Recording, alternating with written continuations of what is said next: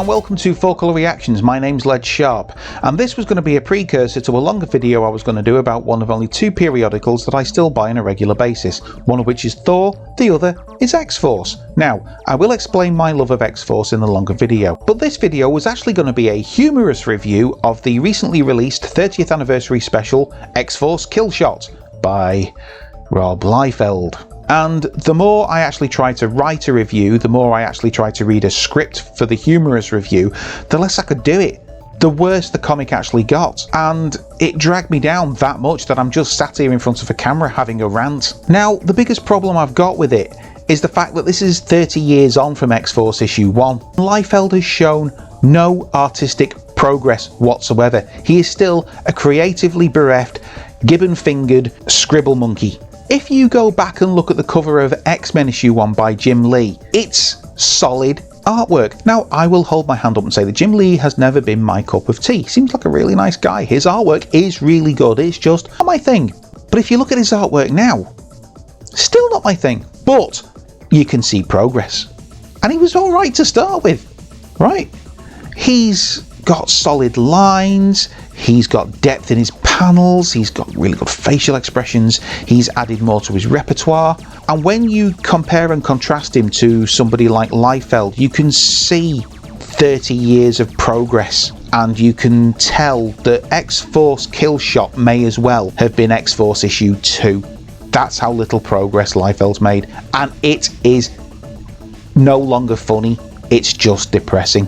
I can write jokes about how all his feet still look like inner soles, how he's covered everything with pouches, how every portrait he does is basically a template with a different wig on, how he still doesn't know what perspective is or understand vanishing points, how all his sequential storytelling is utter garbage and his backgrounds are just a collection of washes and lines, and none of it is funny anymore.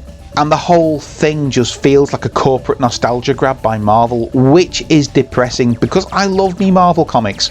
And for them to keep doing stuff like this is a little bit on the miserable side. Now, I personally would have released a 64-page special, gone back through the 30 years and handpicked some creative teams and gone, can you provide us with 5 or 6 pages worth of story for this anniversary special? And admittedly that would have meant going back to Liefeld to provide some work, but at least it would have been like a, oh, that's where it came from kind of feel, rather than a sort of, oh my god, this is the same shit he was producing back then.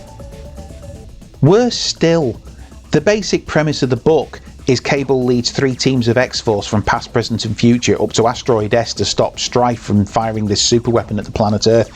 Could have been a good one. You could have thrown characters in from all across X-Force. Instead, we get different versions of Cable, Shatterstar and Domino who barely appear in the book. You get a thing? What's that about? He appears in 3 panels, says one word, and he's never been in X-Force. Ever. He's not even a mutant. And worst of all, you get Major X. Again, never been in X-Force. Again, he's a cyborg from the future with a mysterious past, and he's the offspring of 2 characters in the present. And the whole thing just feels like Liefeld's just ramming his toys together going, I'm going to make some money off this nostalgia spike, and I cannot make it funny. I just can't. I'm exhausted from looking at it. For me, Liefeld used to be to comics what Ed Wood was to film. This, I thought, was going to be Plan 9 from outer space. And I didn't mind buying it because I'm a bit of a completist. It means I've got all the X-Force stuff, and I thought I was going to enjoy it as a funny, and I did when I first read it.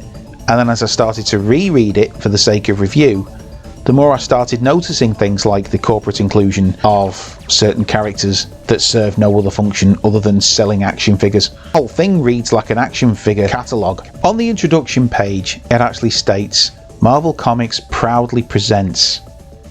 And I have to ask you, Marvel, seriously, from the bottom of my heart, are you proud of this? Because if you are genuinely proud of this, that makes this comic worse than the Garfield Summer Special 2016. And that was also a corporate piece of creatively bereft garbage. As a closer, I'm begging you, Marvel, stop giving Liefeld work. It used to be funny, now it's just depressing. And that's it. Rant's over. I got nothing left. Take care and have fun reading comics.